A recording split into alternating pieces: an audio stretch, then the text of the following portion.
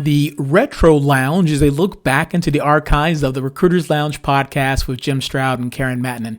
The Recruiters Lounge podcast posted weekly between the years of 2005 and 2010.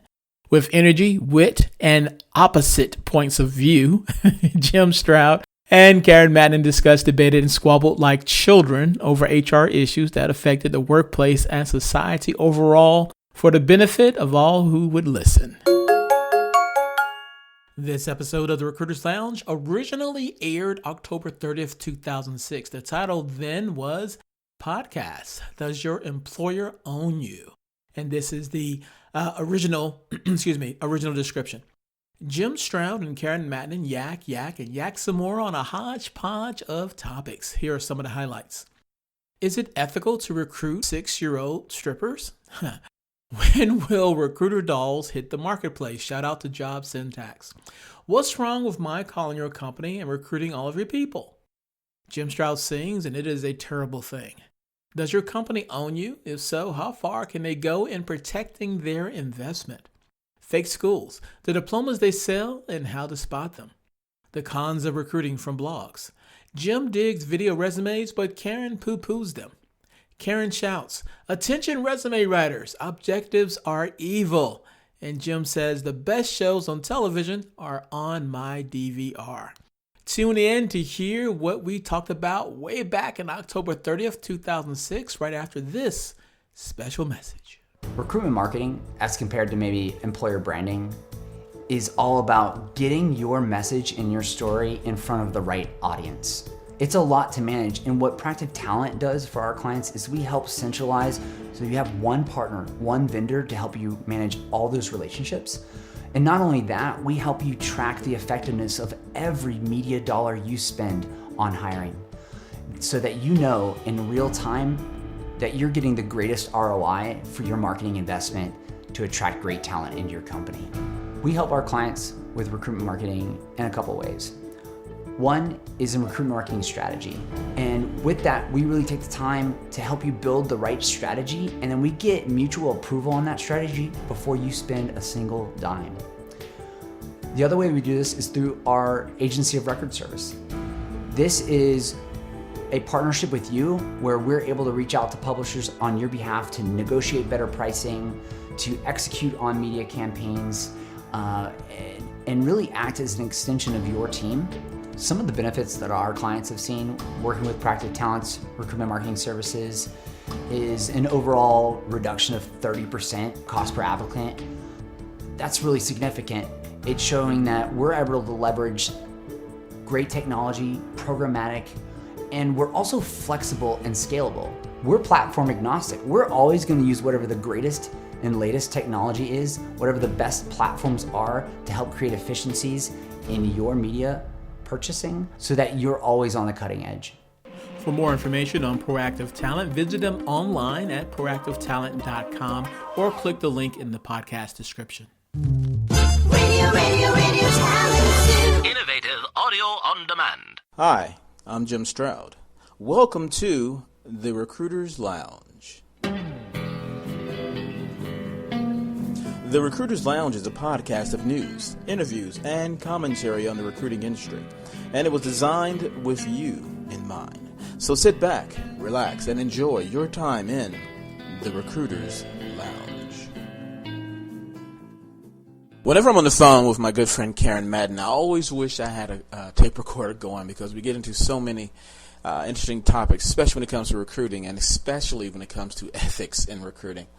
Well, I decided to do just that and record a couple of phone conversations I had with Karen and post them in this segment that I'm calling He Said, She Said. So if you would, check it out. Let me know what you think, and hear from you soon. Here in Recruiters Lounge, once again, I'm your host, Jim Stroud, and with me is the lovely and talented and super-duper smart Karen Mattinen. How are you, Karen?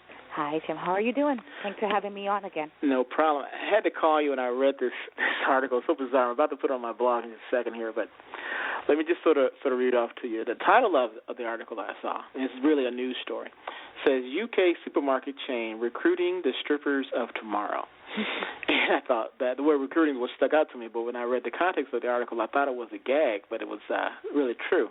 I'm reading a little bit of it. Says Tesco, which is, I guess, the supermarket chain in the UK, has been forced to remove a double pole dancing kit from the toys and games section of his website after it was accused of destroying children's innocence. The Tesco Direct site advertises the kit with the words, quote, "Unleash the sex kitten inside. Simply extend the peekaboo pole inside the tube, slip on the sexy tunes, and away you go. Soon you'll be flaunting it to the world and earning a fortune in peekaboo dance dollars." This kit costs £49.97. I don't know what that is in American dollars. But it's composed of a chrome pole extendable to 8 feet, a sexy dance garter, and a DVD demonstrating suggestive dance moves. Now, Dr. Adrian Rogers, going on reading this article, a family campaigning group, Family Focus, said yesterday that the kit would destroy children's lives. He said Tesco is Britain's #1 chain. This is extremely dangerous. There's an open invitation to turn the youngest children on to sexual behavior. This will be sold to 4-, 5-, and 6-year-olds. This is the most dangerous toy that will contribute towards destroying children's innocence. Now, the article goes on and says some other things, but what struck me sort of odd is that why do you have to tell people you can't sell a do-it-yourself nudie bar pole kit to 4-, 5-, and 6-year-old children? I mean, why do you have to tell people that? What's your take on that? You know, I know this is like totally unrelated to recruiting in a sense. It's not, because I just love what you said just now. Why do we have to tell people what's right and what's wrong? It's basically what you had said to me earlier. I mean, I guess the argument on this would be, oh, shouldn't we have the freedom to do free enterprise? Isn't that what everybody always argues about? We should have free enterprise.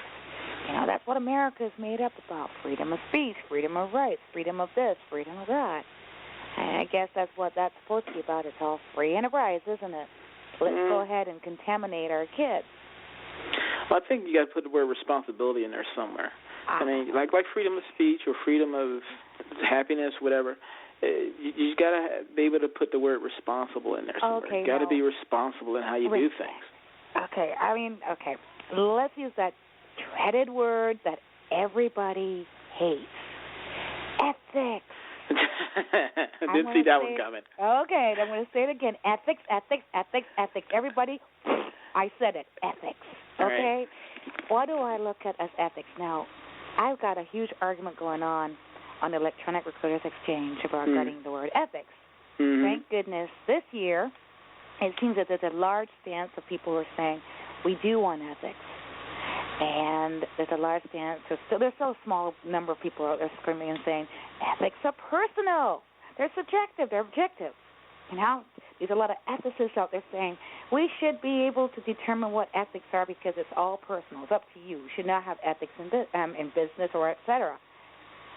I want to come back to this now. Ethics in business is not the same as personal ethics.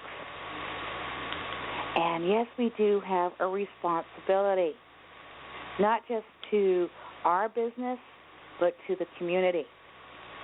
Okay, you sounded kind of preachy there, but I do agree with what you're saying. I'm sorry if I sound No, that's good. No, it's good. I'm not disagreeing. I mean, ethics is important, but this is Recruiters Lounge. Let me try to spin this around a little bit to make it somewhat interesting for recruiters.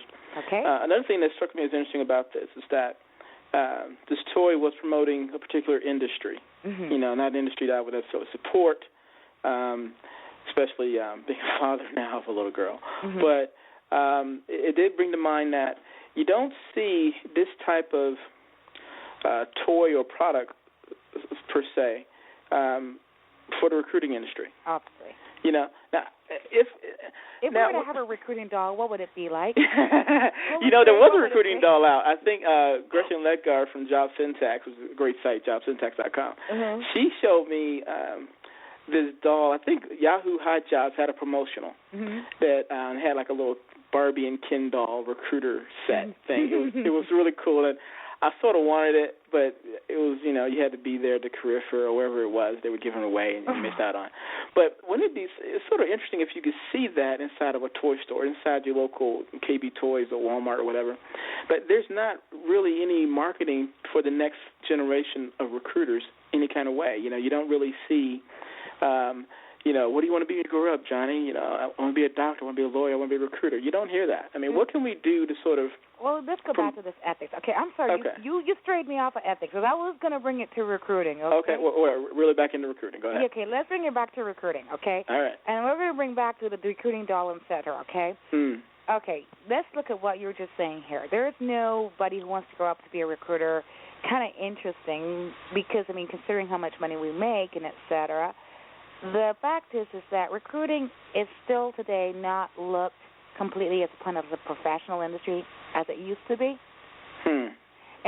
There used to be a time when you could hold your head high and say, I'm a headhunter, or I'm an employment consultant, or I'm a recruiter. And people used to go, wow, cool. Today, I hire you up the head and I go, I'm a recruiter. That's not the case always, because, I hear some, people are, I guess they're proud of being a recruiter. It's an honorable profession. It's an honorable profession on the most part. Problem is, you know as well as I do that there's times when you pick up the phone and you call someone and say, I'm a recruiter, and they go, click. Well, that could be because they've already been called by several other recruiters and they don't want to hear anymore. The they're just same rude. old boring continual pitch, or they just don't want to deal with the problems that recruiters have done. You've heard the horror stories. You've heard the people saying, hey, I've been assaulted by a recruiter where they took my information and put it out there on the World Wide Web without my permission. Or they sent it out to this company and that company. Or I've heard the horror stories where candidates got their resumes submitted to the companies they work for. Yeah, I have heard of that. And that's the actions of some recruiters who are either unprofessional, don't care, or they just see the resumes as pieces of paper or they just see numbers. They see $15,000, $25,000, or $30,000 placements. The thing about it is, now we talked about this before, there's a code of conduct and there's a code of ethics in this industry. Yeah. Okay? And that's the argument that's going on. In fact, this is why I want to go back to where we were looking at, and we go back to ethics again. The companies are out there right now on this electronic recruiter exchange where this woman, she puts a question out on the net, and she says, I kept calling into a company, and finally the HR manager said, don't call back. Please leave us alone. Quit calling into this company. She said, well, what next should I do? What's the next step? And so this is where the conversation went from telling her what she might want to consider doing to now this huge conversation on ethics. Well, the companies are saying, look, recruiters, we really are having a hard time with how you guys are being ambassadors to us. You guys, when we give you guys a job order and we ask you to represent us, you are our ambassador. And we really are getting kind of frustrated by the way you guys are treating us as companies, where you get our information, where we want you to keep it confidential, and you broadcast it to the world when you're recruiting for us, or you're representing us, and you are saying, hey, I'm recruiting for ABC company, and get your cold calling into our competitor, and you're mentioning our name and making us look bad. So companies just hire outside vendors who are not affiliated with their company to do it. Absolutely. There's a whole bunch of these dynamics that recruiters are not, responding or respecting to these, companies or candidates. So people are saying, look, the clients, the vendors, our clients are saying, hey, recruiters, we are getting tired and sick and tired of your behaviors. We really want you to behave yourself. Well, some of these recruiters are saying, bah, humbug. We can do whatever we want because we're recruiters, how we make our money. It's free enterprise, it's free market, it's free this. So I said, look, it's about respect. For example, take this example of this woman who's asking for advice. I said, look, first off, I don't know what kind of recruiting you were doing. You must have been harassing the hell out of these people for them to go to their HR manager and say, Joan from ABC company is calling here all the time, and she keeps bugging us. Obviously, the way you were calling into the company was very offensive. They didn't appreciate you calling because they went to their HR manager. You didn't respect the fact that these people are working. You're calling in on their boss's dime and time, and you're not respecting the fact that they don't want to talk to you. They didn't obviously want to talk to you because they turned you into their boss or their HR manager, right? Well, you know what? It's funny you say that because I was reading this article, and it was on recruiting.com. And I'm trying to look for it now as we're speaking here, but basically what it was there was a consultant I forgot the term he used. It was retention master or something. I don't know. But what he did was he went into companies and helped them set up processes for the specific purpose of turning away recruiters. Well, that's where I call stupid recruiter teaching smart employers to be smarter than us. Okay? Seriously. You keep doing stupid things, they're going to start learning how to try to be smarter than we are, okay? I don't blame them. One of the things that I said, hey, out of respect to the company that you're calling into, quit calling, don't call in there anymore, and quit bugging these people or call them at home. I said, it's a respectful thing to do, And so then somebody said, well, bite me, you should just go ahead and call it, okay? And I said, look, let's use the word ethical behavior.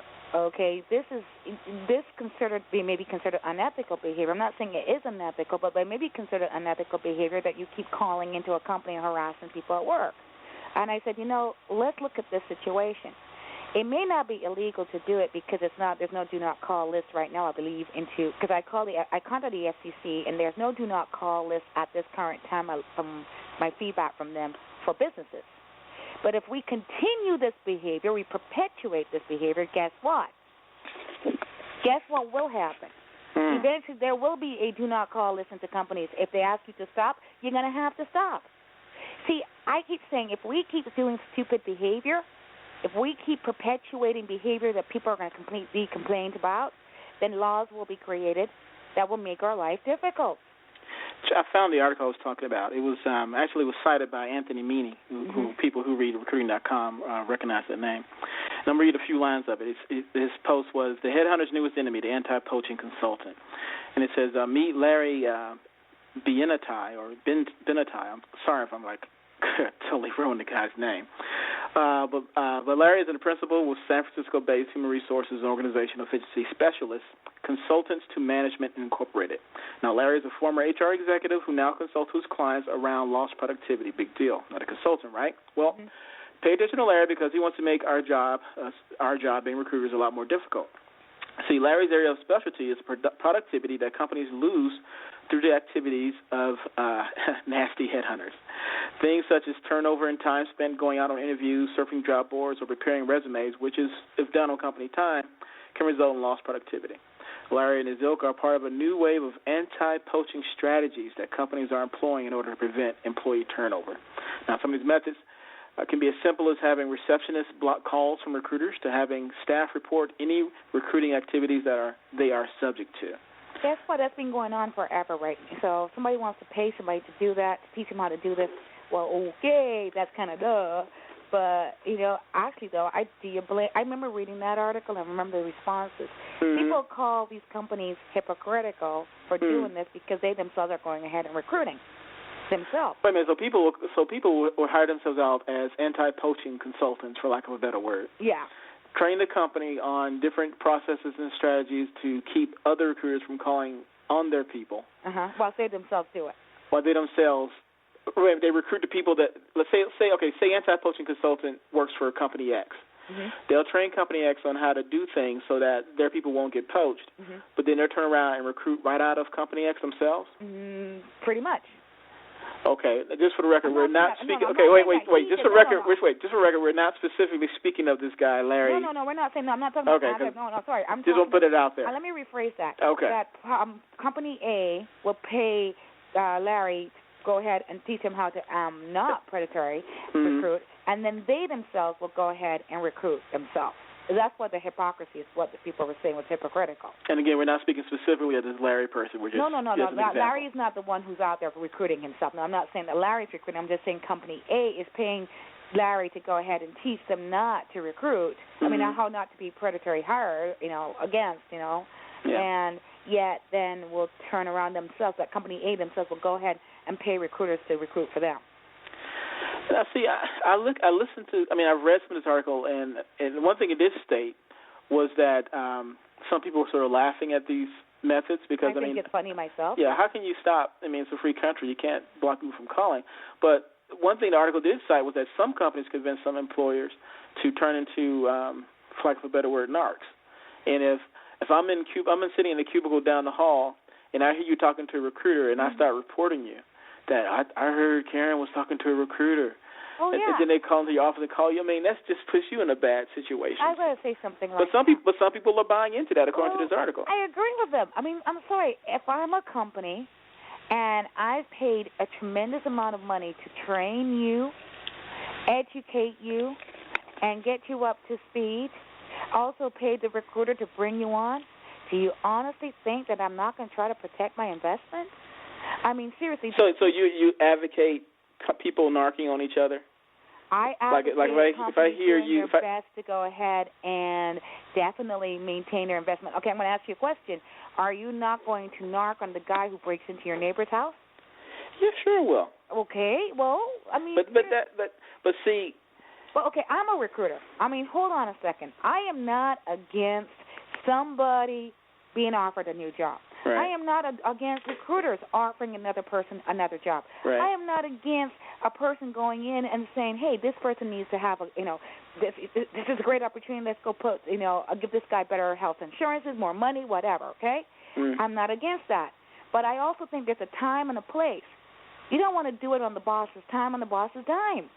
That's where I come back to the ethics and respect. Okay, so your problem, your issue isn't that you want people to narc. You just want people to look for work on their own time, not on company time. Exactly. I mean, your boss is paying you $85,000, or okay, let's say you're getting $100,000 a year. Right. Or let's even put it as high as $100 an hour. Right. It takes an hour to go ahead and speak to a recruiter on a general call. Okay. And so now you just threw your boss $100 that hour. And then the recruiter calls you back, you go on the interviews, you're doing all this is on your boss's time and boss's time. I'm saying, look, you can go ahead, get a good job, do all of this stuff, but don't do it on your boss's dime and boss's time.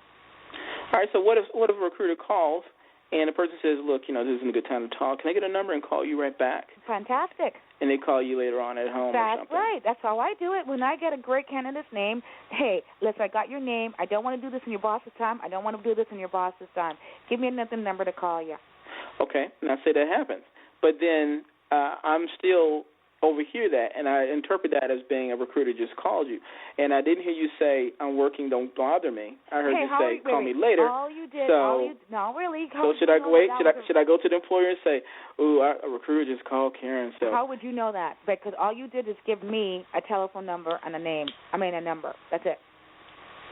4 o'clock, and here's my number. Okay, now what if you don't know I'm going to narc on you, and we're just talking and passing? I'm just saying that how would you have known that I was speaking to a recruiter?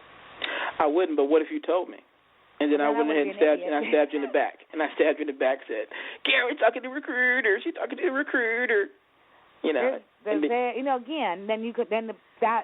manager will come in and say, hey, what's going on? I heard you were talking to a recruiter. I could lie and say, no, that's not true. That's true. I mean, that part. But then would lying be ethical? No, lying wouldn't be ethical. But you know what? It's none of your business. If I do it off of your time, it ain't none of your business.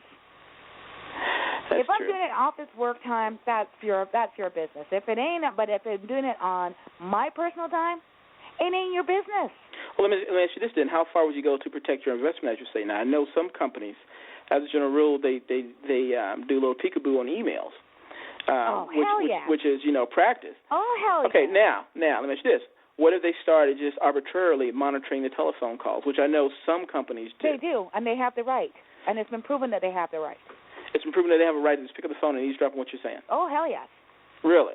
Yes, it is. They have the right. They also have the right to put little monitors on your cars, too. And your cell phone that you Wait, on my car? Oh, what do you think? Oh, if it's a company car or my personal car? Company car. Okay. They I can see that with company car. technicians and installers all the time. They know where you've been and how you've been there. What about that cell phone that you have? Do you know that they know where you've been? They have tracking devices on cell phones, too?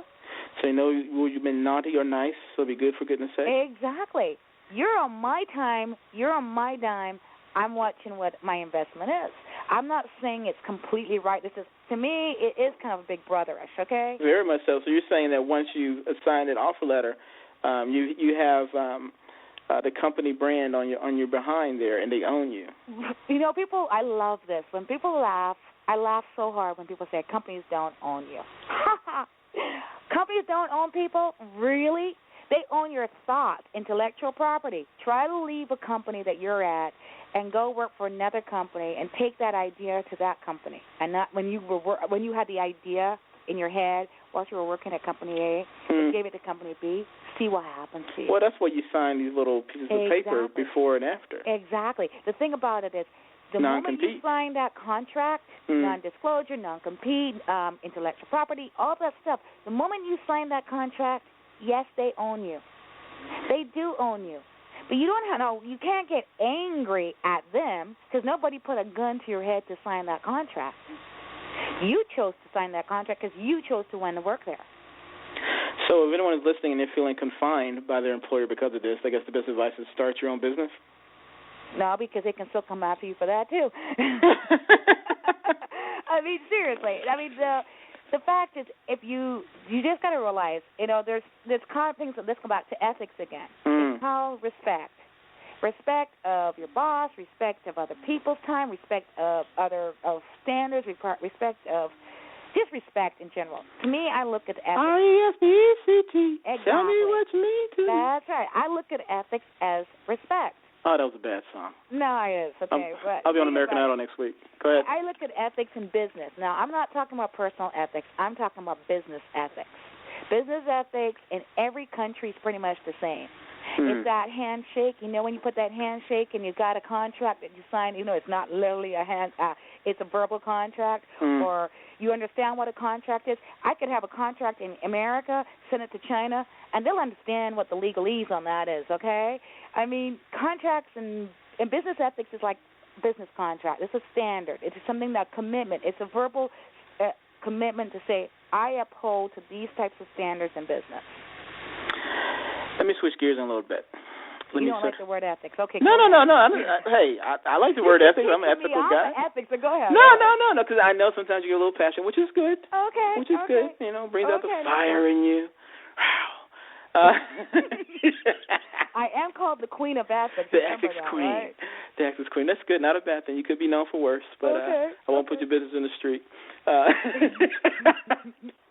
ahead. I got this email today from this person who sent me their resume, and their qualifications were a little iffy to me. I looked on the education, and it said they were, I don't want to put their name out there, but it was part of a certain institution, which I suspected, I pretty much know they're fake, And when I saw this, it made me think about a couple other things. Sometimes you see these emails that fly around that say, you don't have a degree, well, you can get one overnight for X amount of dollars, and you have your degree overnight. If you have the experience, well, you've already earned the degree. Oh, you got right. Yeah, I love this one. We had a great conversation. Okay, I love it. I want to just say it nice and simple. Okay. Anyone can acquire a degree in today's marketplace, okay? You can purchase degrees like anything else. But I'm going to say it ain't a degree unless it comes from an accredited college. And there are official sites that you can check to see if the school is accredited or non-accredited and if it's legit. Now, for example, there are these degrees that people are buying right now. Well, not really buying, okay? But they're offering these bogus degrees based upon your professional experience. So if you've been working 15 years, by their estimation, you've earned a degree already because you've been doing the job 15 years or something like that. Correct. Right. They say, for example, that your personal professional experience will allow you to get a bachelor's or a master's degree. And basically it takes 2 to 3 weeks. You may have to take a few tests. Basically, these tests are really simple. 2 to 3, but you get to your degree in 2 to 3 weeks. Right. Now, there's some these schools that are also saying that they're accredited universities they're accredited by the International Accredited Agency for Online Universities. Okay. Now, when you look up IAAOU, that's the acronym for it. Sometimes why? Okay, and you'll find that they're an unapproved accrediting body, and that these bodies are not approved by the U.S. Department of Education. Now, how many recruiters are going to go through the process of looking up schools? Well, all you guys do look at to see where they're saying that they're, like, for example, there's a university called Belford University. Belford, spell that out. Belford. Belford University. And they're the ones that said they're accredited by the International Accredited Agency for Online Universities. Now, I've seen a lot of really official-looking universities that are all saying that they're part of the IAAOU. Well, I kept thinking, these schools look really professional, dude. I mean, they look really hot, man. And I'm like, dude, I got all this experience, man. I could go ahead and get my bachelor's degree for all that personnel and professional experience, right? Mm-hmm. So, I mean, these schools look really professional. And they all say, yes, we are accredited. We are accredited by IAOU. Oh, so spell it out. I'm going to look it up while we're talking. It is International. Hold on. So I'm looking. What's the address, the URL? I believe it is IAAOU, the International Accredited Agency of Online Universities. Yeah, that it is. I'm looking at it now. And so these guys, they look really official, right? Well, when you go to U.S. Department of Education and you look up any of these accreditations, they give you a list of all these accredited places like this, like the IAAOU. They give you all these lists of people who are not accredited organizations. Oh, so this organization, again, IAAOU. It is not approved by the U.S. Department of Education. So any school that's affiliated or supposedly affiliated with IAAOU.org is a fake, so to speak. So to speak, yeah. Now, there's another place that's called CredentialWatch.org. I'm looking them up, too, CredentialWatch.org. Now, if you go /non/agencies.shtml, they have a really great article that says, be wary of non-recognized accreditation agencies, which is what IAAOU is. It's a non-recognized accredited agency. Okay, hold on, I got the wrong. I got credentialwatch.org/non/agencies. .shtml. Oh, I forgot the S. .shtml. I'm looking now, these guys also are saying, hey, this one has a nice list of all these agencies that call themselves accredited agencies. I'm looking at it here. I see the Accrediting Commission International, based in Arkansas. American Association of International Medical Graduates. Professional. When you look at this list, some of those names sound really professional. There's one in there from Washington, D.C. Yeah, I see that. I mean, they've got a couple there from Washington, D.C. and Virginia. You know what recruiters should do, especially corporations? They should go to this page. Let me say this webpage again, credentialwatch.org/non/agencies.shtml, and I'll put a link to it with the podcast. They should take this list of fake schools and, go through their ATS system and see, who comes up. Ouch. That could be ugly. Some of the things that come up. That could be ugly. What if you did a search and you found out your CEO was from there? Now, if you want to find out, that would be a good one to look. Now, another place to look for information is, if you want to get some good information, also go to www.ope.ed. Hold on, www.ope.ed.gov. Yes, /accreditation. Accreditation. So what am I looking at here? Now you're looking at a government site, so you know this is legit. Yeah. Okay, that's another. I like going to the government sites. When I like get information, I like to go to the FTC or FCC and ask them directly, get it from the horse's mouth, because I don't always believe everything I see on the internet. Okay? I mean, just like, for example, let's go in with that, too. Let's look at people who keep saying, oh, I love looking at people's blogs because they get more information about candidates from their blogs than you get from a resume. And I'm like, are you guys kidding? Do you guys always believe everything you see on the internet, man? A perfect example of that, okay, I was just reading another blog. I think the guy's name is Amy. Really good guy. And he had a... Amitai, yeah. Oh, yeah, good guy. I know him. Really great guy. And he had a nice blog about people lying, how people generally lie. And this one guy had posted on there saying that basically what he says on his blog is nothing like who he is. It's not his personality. It's not really his. He puts on a persona. Well, just recently I was reading about why blogs are so awesome right now. All right. And the words were, because blogs are reality TV. And then I thought about Omarosa. Now, everybody remembers Omarosa, don't they? Anybody from The Apprentice. It's from The Apprentice. She was one of the people who were fired, and she was one of those vixens where everybody hated her. Right. Well, they did an interview with her one time, and they said, Omarosa, are you really that nasty? And she said, no, I play up for the TV. It's a role I was playing. I knew it was on TV, not putting up a persona. That's how she made her money. That's where she made her money. Well, that's exactly how people do too. People make blogs by, making personas. I don't know if everybody's quite that cunning. Well, you got to remember too, people make money off of blogs, right? True.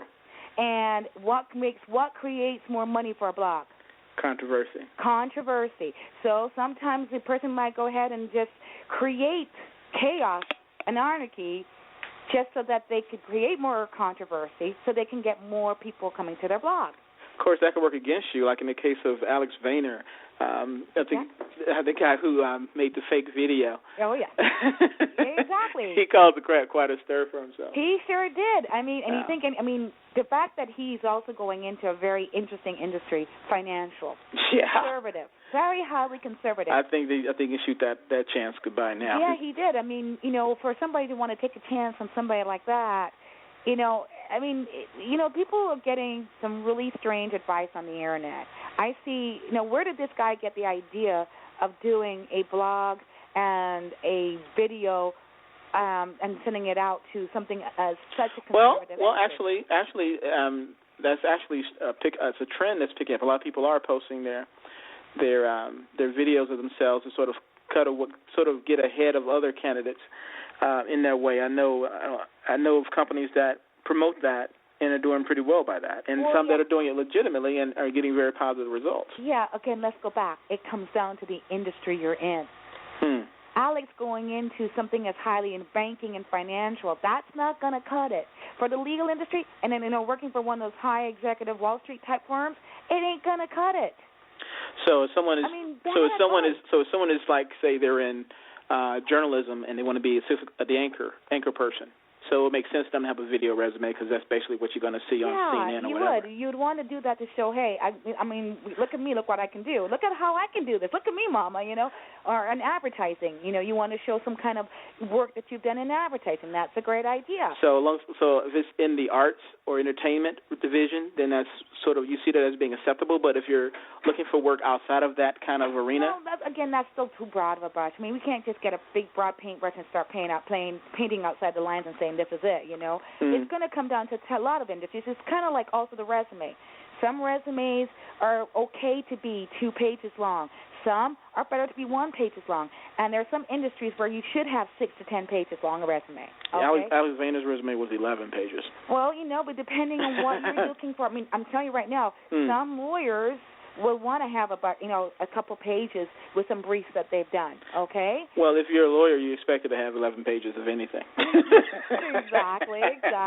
But, it's seriously, it's like, that, for example, in financial, and if you're going to be a CEO, CFO, sometimes they're going to want you to do some examples and briefs and what have you done? Show me what you can do, okay? Yeah. And so sometimes a resume can be acceptable as a PhD. Let's say you're going in as for a job as a PhD in a science laboratory. Right. They may want you to have a 6-page resume to show what you've done and how you can do it, okay? Yeah.